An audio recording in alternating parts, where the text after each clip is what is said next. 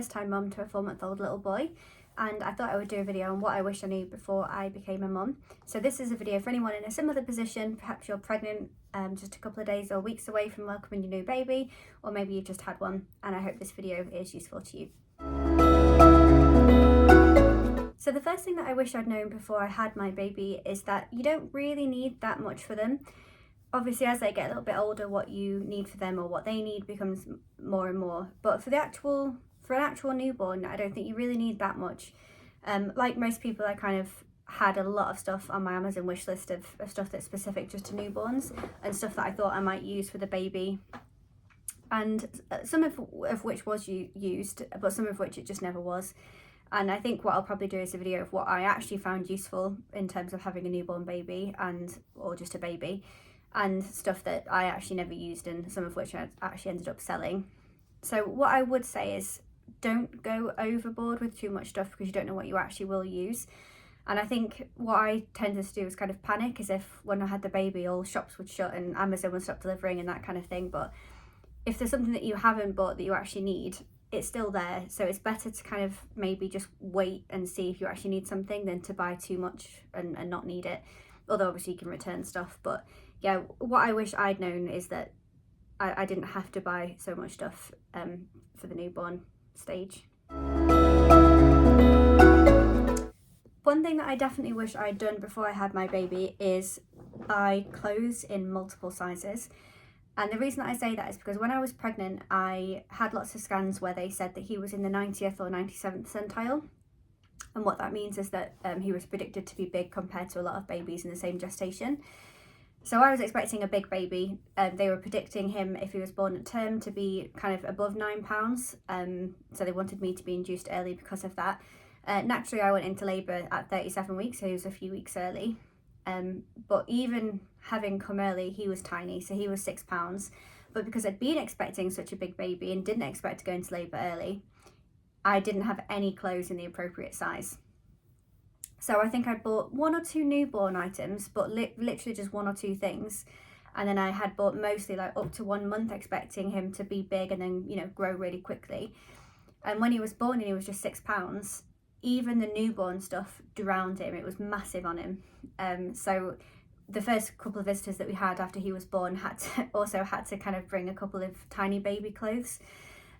So all I'd say is that no matter what size baby you're expecting, get a few things in each size. So a few tiny baby, a few newborn, and then obviously up to 1 month and above, you'll probably have quite a lot of, just in case the baby is very differently sized to what you expected, because that was a bit of a shock for us.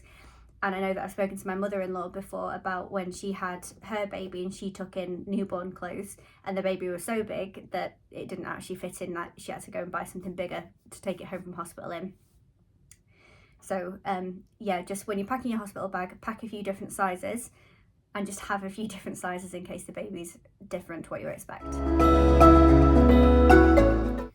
So the main thing that I wish I'd known before I had a baby, and I hope this really helps at least one person, is I wish I'd known that when you see reels and TikTok videos of people with their perfect schedule for a newborn baby, that for the vast majority of people, it's not real.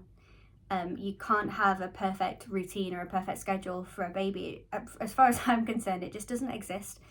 And I remember finding it quite hard, like seeing these videos, and they'd be, being able to get up, have a shower, get dressed, have avocado and eggs on toast for breakfast. And the reality for me was very different to that. And I remember finding it quite hard, like watching that and thinking, like, God, am I kind of failing at this? Am I not up to everyone else's standard? How is everyone else fitting all this in? And then I spoke to a few other mums and they said exactly the same as me, especially when your partner first goes back to work and you're kind of left on your own. It's really hard to do anything. And I found it really hard to look after myself and the baby. So actually looking after the baby part was fine. I could feed him, make sure his nappy was changed, make sure he was dressed, give him a little bit of tummy time, that kind of stuff. But looking after myself in any way in between those things was so hard. So for the first week that my partner went back to work, I struggled to do things like feed myself, give myself a drink. I remember once he got back from work and I think I'd not even been to the bathroom since I woke up in the morning. Just things like that was so hard to get back to a normal sense of normal for me as a woman and a mum. So yeah, I really wish I'd understood that when I see these reels, and I got quite upset about it because I kind of expected to be like that as well. It just wasn't real. And if you're the same, and maybe you're in that position, or you get into that position in the future, and you're seeing these videos of women excelling, you know, with their baby and also looking after themselves, if that's not what it looks like for you, that's normal and that's absolutely fine. And I wish I'd kind of given myself a bit more grace with that. But from speaking to other mums in person, I realised that what I was experiencing was a lot more normal than what I was seeing online. So yeah, if you do see that kind of stuff, take it with a pinch of salt, and it's okay if your reality looks very different. And also the perfect schedule in terms of baby wakes up at this time, feeds, then you do this, then you do that. No, there was none of that for me. Every single day was different in terms of what it looked like. And now he's 4 months old and there are patterns. So I have a rough idea of when he might nap and have a rough idea of how much food he's going to want and when. But it's still not a routine. He's still not in a clear, right, it's 10 o'clock, now he goes off to nap. Nothing like that at all. Every day is still a little bit different. There's just a pattern of what I notice with him. And again, that's something I've noticed with other mums as well. And that was a big one. That's probably the biggest one for me, the understanding that that's okay and that's normal. When I was pregnant, my sister gave me a piece of advice, which was to buy nappies every time you go and do a weekly food shop before you have the baby.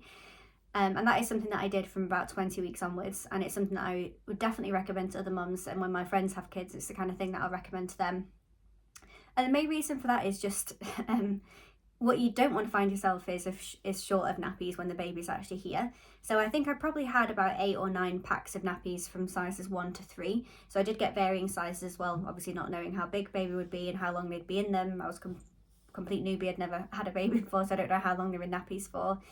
But it does just kind of help. It's just one less thing to think of when you've actually had the baby. And if you know you've got a nice supply already in the cupboard, it means that when you do your weekly shops, when you've settled into life a little bit more, or you ordered them online like I did, you don't have to kind of bulk buy nappies and panic about that kind of thing. So it's just one less stress when you've had the baby. One other thing I wish I knew before I had a baby is that babies are really noisy.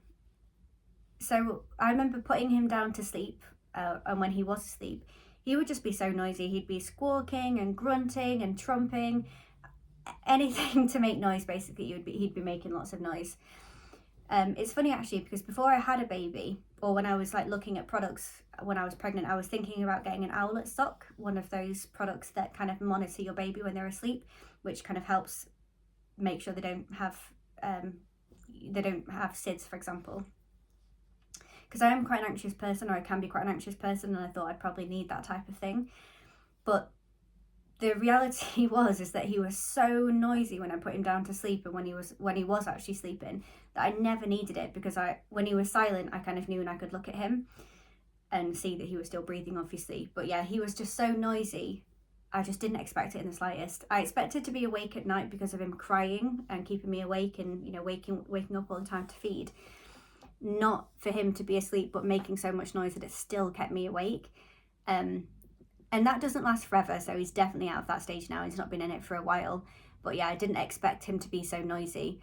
And alongside the noise, I mentioned that one thing that he does or did a lot was trumping. I did not expect babies to trump as much as he did. It was constant. He was so noisy about it, proper like grunts, or he used to grunt when he was doing it when he was little. And it wasn't even that he had like colic or trapped gas or wind problems or anything like that. It was just normal for him and for babies, from what I've understood.